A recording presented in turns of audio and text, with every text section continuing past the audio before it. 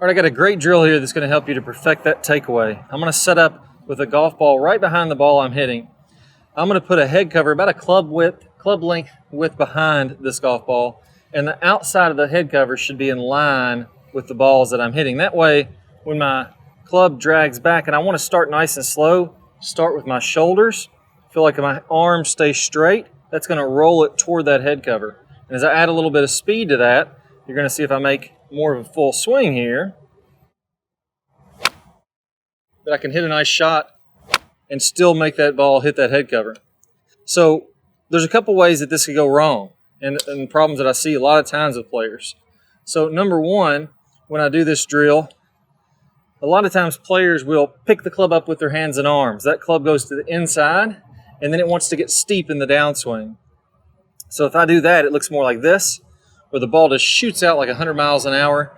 It misses that club head cover to the inside, and what's going to happen there is I'm just doing all arms. So if I'm looking from this angle, rather than getting that nice wide takeaway, getting my shoulders and my body loading up, that equals power.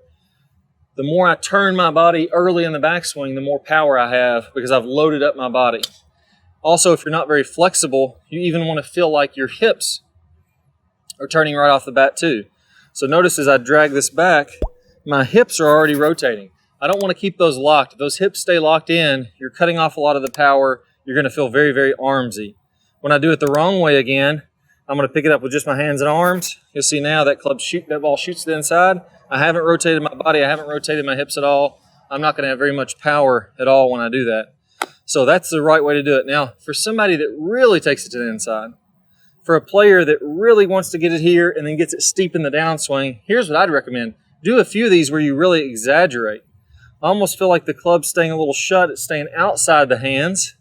So your hands are going to go in, but your club stays out. And when that happens, it's going to look like that. I'm going to try to hit the outside of this head cover, or even if I wanted to exaggerate, I might even miss that head cover barely.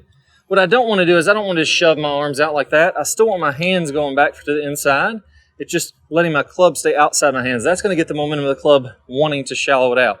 So do 4 or 5 of those, making sure the hands go in, the club stays out, hitting that head cover, and then you're going to be able to transfer that into hitting a shot.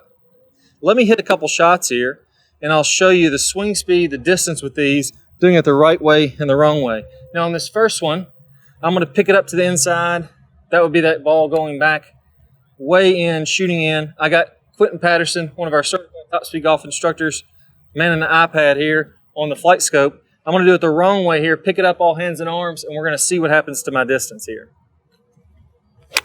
So there, I'm swinging hard. I'm swinging as hard as I can.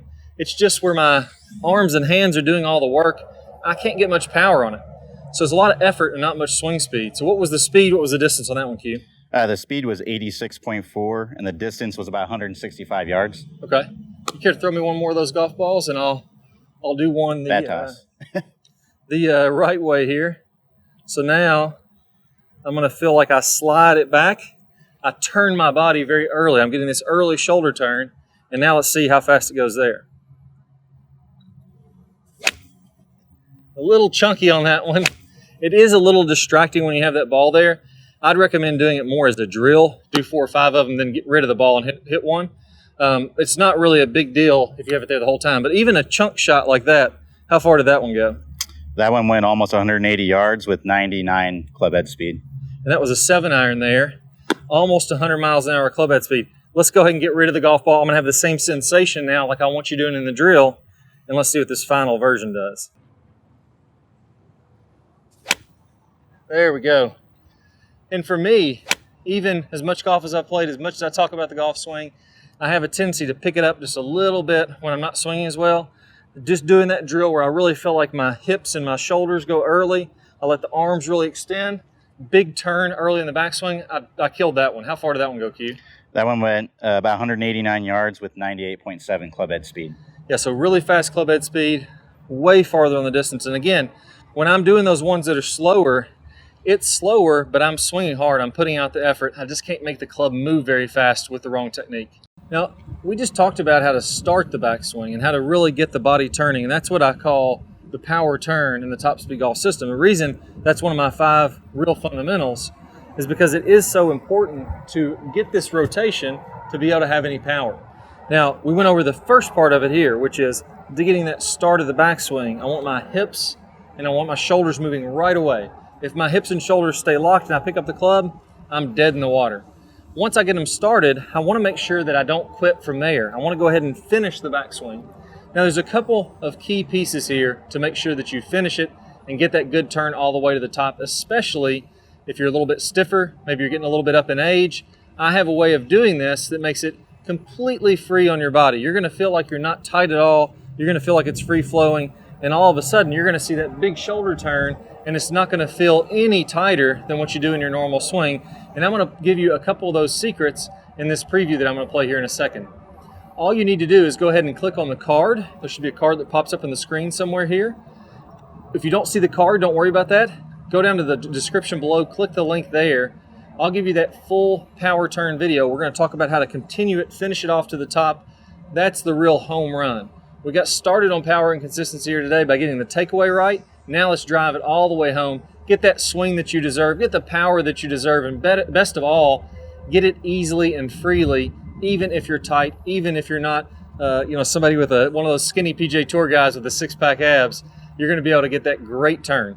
Best of luck, and I'll see you in the full power turn video. Most of the instruction out there today is killing you of your power. The things that they're telling you to do can make you hit it shorter, and worse than that, not even any more consistent. I'm going to go over some of the real secrets to powerful, consistent golf in this video. Let's go and get started. So here's some of the keys into making that happen. If you want to incorporate this in your swing, let me break it down exactly what you should do. Number one, let's focus on the belt buckle.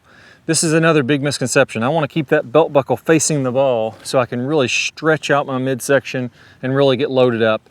I'm not a big fan of that. That's really going to kill your distance.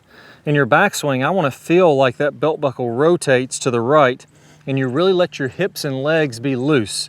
Notice how my legs are moving here. I'm not trying to keep those rigid and tight, or I'm really just taking all the speed out of my swing. All right, so on that one, I really felt like I let my belt buckle rotate back. And a good key to this is feel like your knees are loose. Feel like when you make your backswing. Piece number two, let's go ahead and rotate our shoulders. When I let my lower body rotate, my upper body can rotate a lot better also.